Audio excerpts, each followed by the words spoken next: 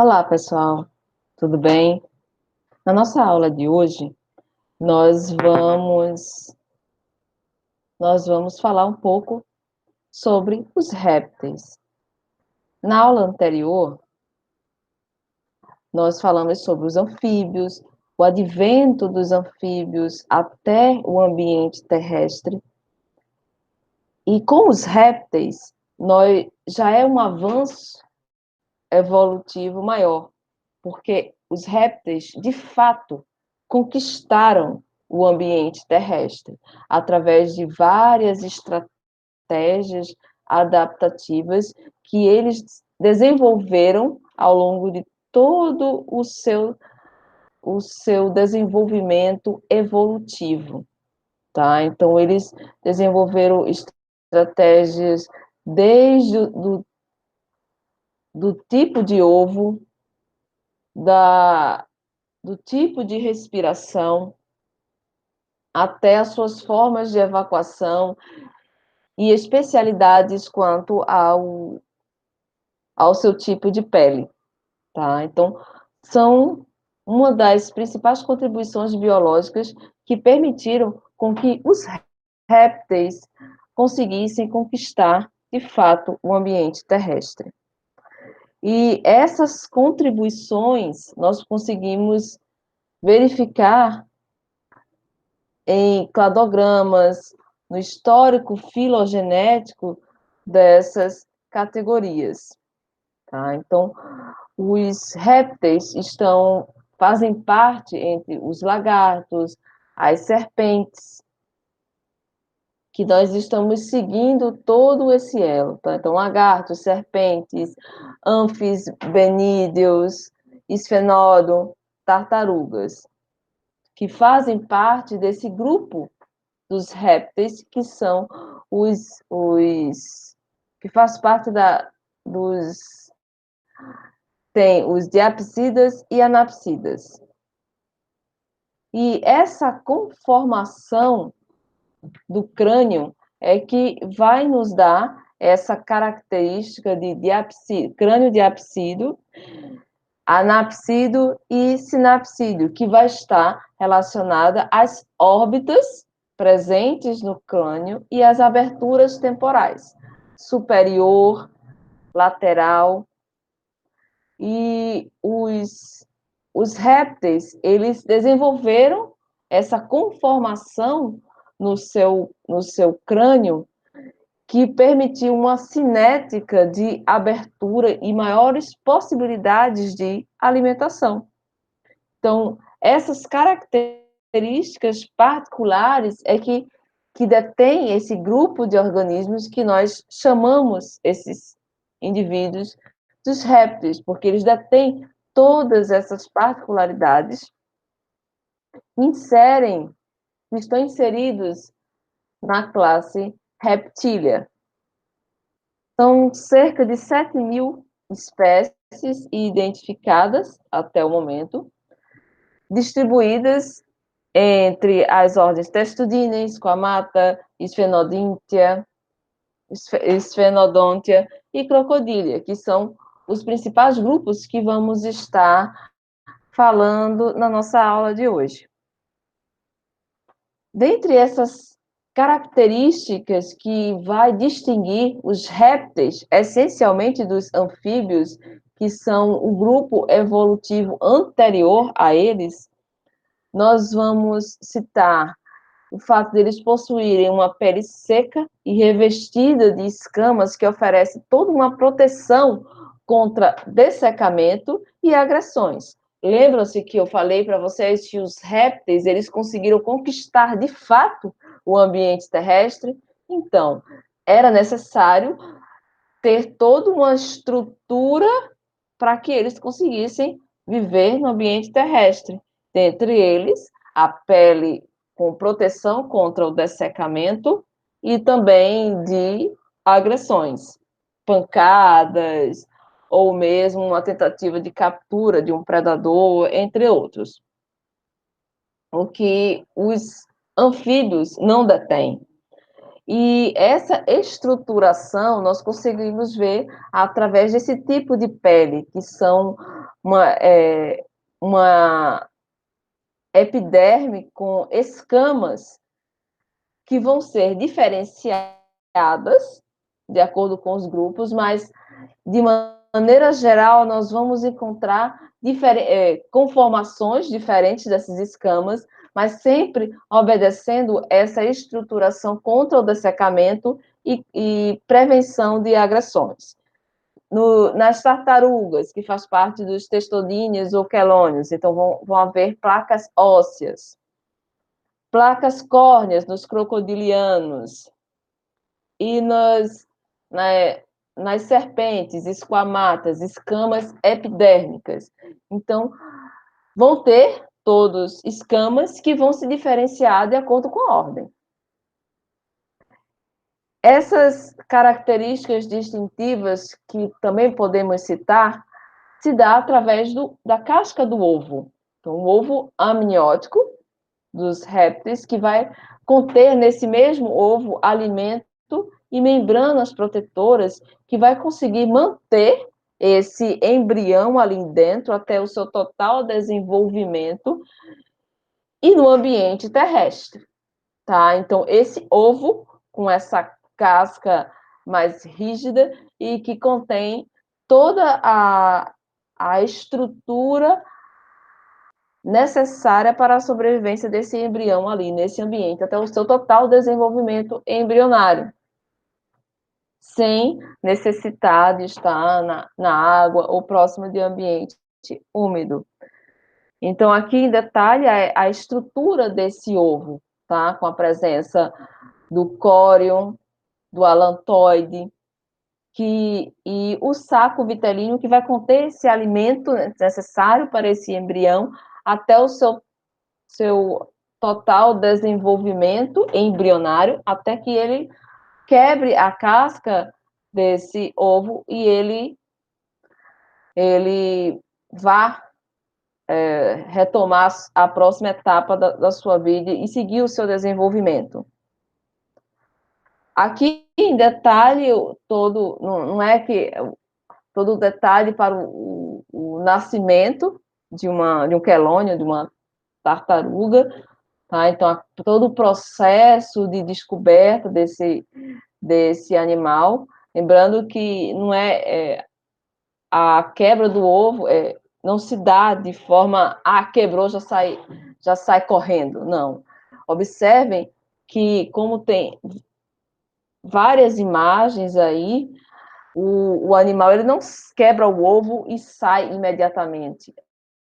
É todo um processo, é algo novo que o indivíduo está saindo. Ele está saindo de toda a sua proteção daquele ovo para um ambiente completamente novo e diferente.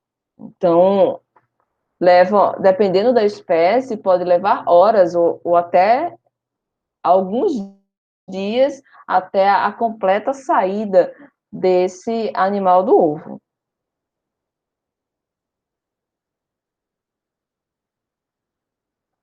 Outra característica são a diferenciação das maxilas, que elas são projetadas de uma forma completamente eficiente, comparada aos anfíbios, e ela é direcionada para a aplicação de força para aprender e triturar as suas presas.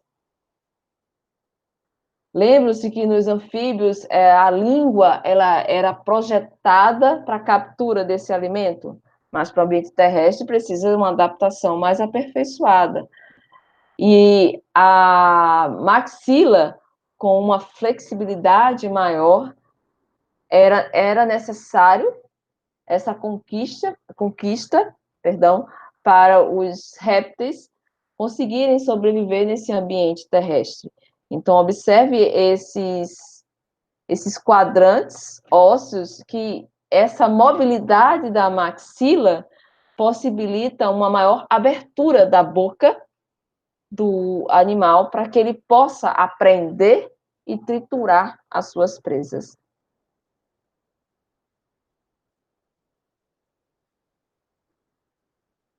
Os répteis, eles sempre Eles possuem um órgão copulatório que permite a fecundação interna. Então, aí, em detalhe, o órgão copulatório masculino, aqui também, então, detalhe em A, em B, o órgão copulatório. Os répteis possuem um eficiente sistema circulatório, com uma pressão sanguínea mais alta comparada aos anfíbios. Então, os répteis, eles têm já um sistema circulatório com a presença do... Eles têm uma respiração pulmonar, então, com duas aurículas e o ventrículo. Então, quando a gente vai comparar com os mamíferos, então observem que já tem uma menor quantidade de misturas de sangue, então na figura aí B, então tartarugas, lagartos e cobras e crocodilos, então em destaque aí como é que se dá essa circulação e a mistura de sangue ou não, que no caso nos mamíferos e pássaros não há mistura de sanguínea. Em detalhe, o coração de um réptil. Enfim, os pulmões dos répteis, eles são mais desenvolvidos que nos anfíbios. Os anfíbios, eles passam por todo um processo, até o larval, a respiração branquial, apenas na fase adulta que a respiração passa a ser pulmonar, perdão. Mas ainda com uma dependência cutânea para trocas gasosas. Nos répteis, não. A sua respiração é pulmonar desde o início. Os répteis, eles também desenvolveram estratégias mais eficientes para a economia de energia.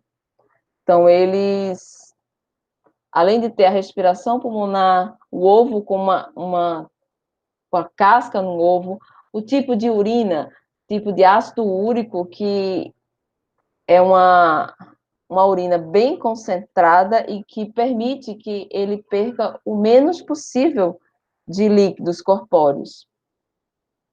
Além dessas escamas presentes na sua epiderme, que permite que ele perca o menos possível de água. Todos os répteis, exceto os ápodes, que não têm pernas, possuem melhor sustentação do corpo que os anfíbios e membros mais bem projetados para caminhar. Para eles conquistarem ambientes terrestres, era necessário esses membros melhor projetados para caminhar, para correr.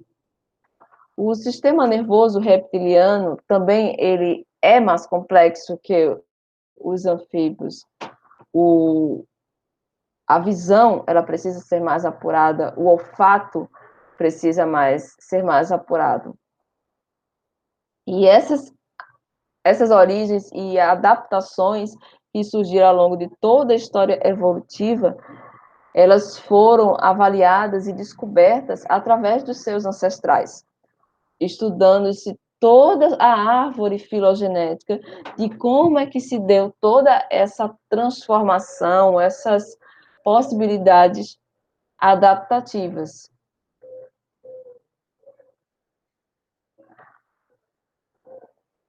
Os testudines, nós vamos estudar a partir de agora, tá? Então, que são também chamados de quelônios, as vulgarmente chamadas tartarugas, tem o corpo revestido por uma carapaça, também chamada de couraça protetora, que fica na parte dorsal do animal, e é uma placa achatada, uma placa mais achatada na sua região ventral, tá? Que uma forma mais simples de falar é a barriga, da tartaruga, vamos falar assim, e essa couraça protetora às costas, para ficar para ser de uma forma mais didática, tá? E essa placa achatada na região ventral, ela também é chamada de plastrão, tá? Então, a couraça protetora, que é uma carapaça na região dorsal, e uma placa achatada na região ventral, também chamada de plastrão. Aí, em detalhe, um, um quelônio, então, essa couraça protetora e o plastrão. Aqui é uma imagem, então, o, o pesquisador está segurando justamente por essa placa protetora. Os membros de cintura são dentro das costelas, e a presença de placas córneas também na maxila, e sem expansão torácica para a respiração. O bombeamento da água na cavidade bucal.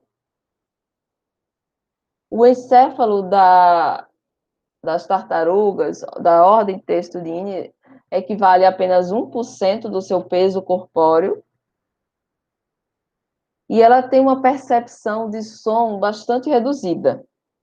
No entanto, a sua visão ela é bastante aguçada, tem o seu sistema nervoso muito eficaz, a percepção de cores é tão boa quanto a nossa, nós seres humanos, assim como também o olfato. Elas são ovíparas, ou seja, põem ovos, a fecundação ela é interna e tem o cuidado com a prole de enterrar os ovos no solo. Elas são ótimas construtoras de ninhos e têm a cuidado parental, cuidado desses ovos. E tem um detalhe aí nos textos Dines, que a temperatura é que vai determinar o sexo dos filhotes. Em geral, a temperatura mais fria vai ter uma tendência maior de nascimento de fêmeas.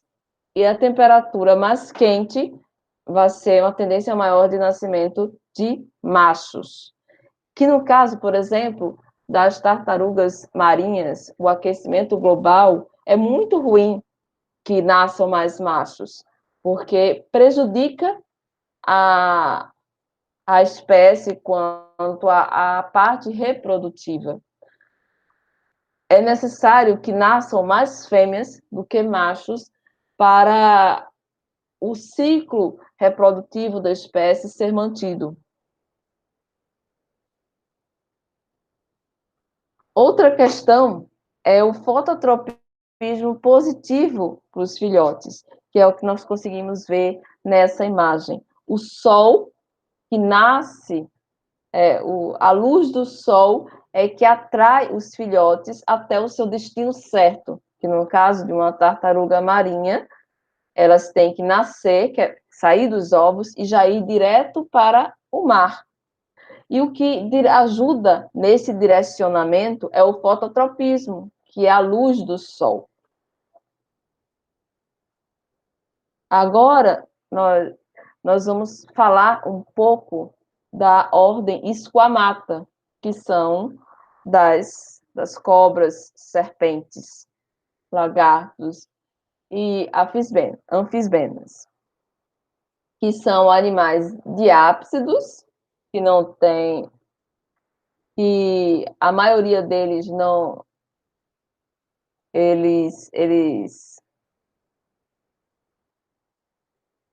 a estrutura do seu crânio tem uma flexibilidade para captura e apreensão. Então, são os diápsidos mais recentes e diversificados. O crânio ele é modificado por perda de ossos dérmicos, ventrais e posteriores, que permite uma abertura temporal. Então, as serpentes, elas têm essa estrutura do crânio, nós chamamos de crânio cinético, que possui essa possibilidade de abertura, uma amplitude de abertura maior, para poder aprender as suas presas. Dentro da ordem Squamata tem a subordem Sauria, que são dos lagartos, que é um grupo extremamente diversificado quanto a tamanho, cores, hábitos de vida. Ele tem deles de terrícolas fossoriais que se enterram, aquáticos, arborícolas e planadores. Nós vamos ver agora o lagarto planador, que ele vive entre as árvores, mas ele passa de uma árvore para outra planando, abrindo essa estrutura planadora. Por isso que nós estamos colocando como um grupo de extrema diversificação. Tá? Então, eles possuem 4 membros, um corpo relativamente curto, mas alguns deles não necessariamente têm esse corpo curto, possuem pálpebras móveis e uma boa visão diurna. Ou seja, as retinas elas são ricas em cones e bastonetes. Possuem ouvidos externos, porém, nas serpentes, esses ouvidos externos eles são inexistentes. Aqui um exemplar de lagartixa, a iguana, camaleões. Agora, da subordem Amphisbaena, ou anfisbenas, vulgarmente falando. Então, possuem capacidade de andar duplo, corpo cilíndrico e alongado, sem membros vestigiais. Então, o corpo delas aparentemente é todo liso, não tem perninhas, não tem esses membros vestigiais. Pele sensível, dividida em anéis, ausência de olhos e ouvidos visíveis. Então, é aquela famosa, vulgarmente chamada de cobra cega. E o habitat é fossorial, ou seja, elas vivem enterradas, sobre rochas, embaixo de folhas.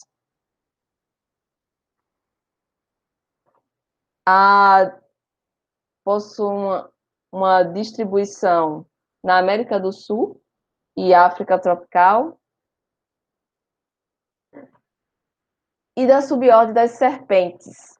Então, tem uma grande variedade de espécies, desde de venenosas até não venenosas.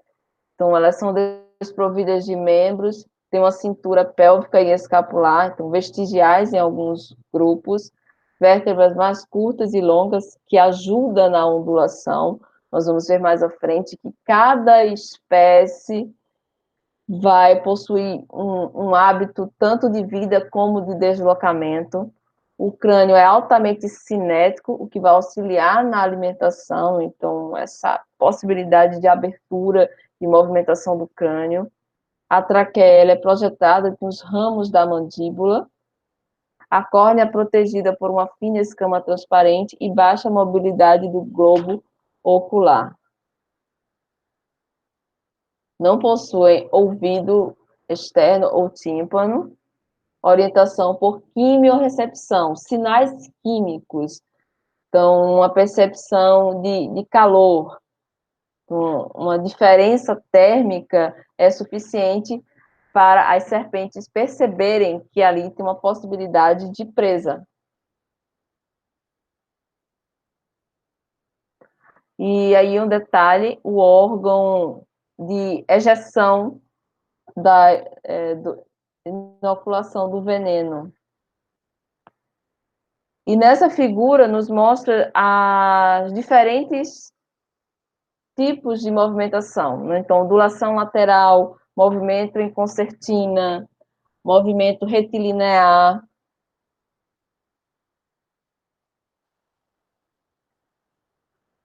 E nessa figura, em detalhes, os órgãos especiais sensíveis ao calor, que é por isso que tem que ser tão cauteloso para se andar numa mata fechada ou numa região com gramas, porque por mais que ela esteja lá quietinha, a serpente, ela tem essa capacidade de sensibilidade ao calor, essencialmente cascavéis, jararacas, sururucucus, tá? Justamente por conta de uma câmara externa, uma abertura que tem essa fosseta loreal, lórea, que permite com que a serpente tenha essa sensibilidade através de várias terminações nervosas. Então, esse espectro, elas têm também um espectro infravermelho que vai variar de 5.000 a 15.000 nanômetros. E uma sensibilidade que vai de 0,003 graus Celsius. Então, não adianta querer, ela vai perceber que você está ali. Então, cabe à serpente decidir se ela vai atacar ou se ela vai fugir. Então, aí, em detalhe, a questão da peçonha e inoculação do veneno, fosseta loreal, duto da peçonha, glândula da peçonha, e a presa que vai ser inoculada esse veneno através do orifício de inoculação. Então, vamos ter tipos de peçonha neurotóxico, que vai afetar o sistema nervoso da presa, e o hemorrágico, que vai causar uma hemorragia.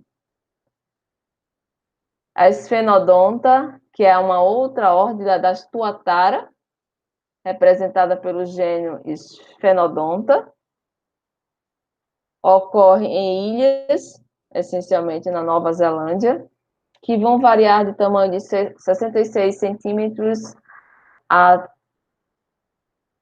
tamanho de, em média, de 66 centímetros e podem viver cerca de 77 anos. Vivem bastante.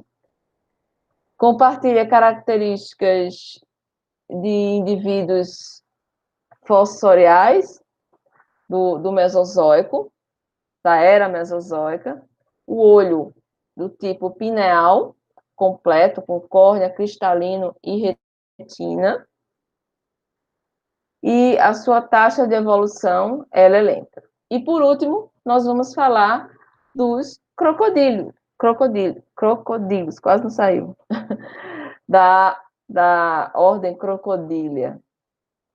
Então, que estão dentro dessa ordem os crocodilos e os jacarés, que são os únicos sobreviventes até hoje da linhagem arcossáurea. Então, por isso que eles têm essa semelhança que parecem tanto com os dinossauros. Então, eles têm uma semelhança evolutiva com os seus ancestrais. O crânio alongado e robusto, resistente com musculatura forte. Dentição tecodonte, palato secundário e coração com 4 câmaras. E possuem vocalizações. Então, os crocodilos e jacarés, eles fazem vocalizações para marcar território e também no seu período reprodutivo. Eles são ovíparos e põem de 20 a 50 ovos. Tá? Então, falamos brevemente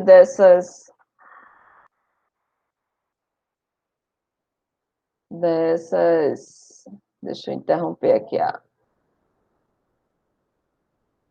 o compartilhamento. Tá? Então, falamos sobre as principais ordens de uma forma breve, mas tentando detalhar as principais características de cada um dos principais grupos dos répteis que nós temos como de maior importância, tá?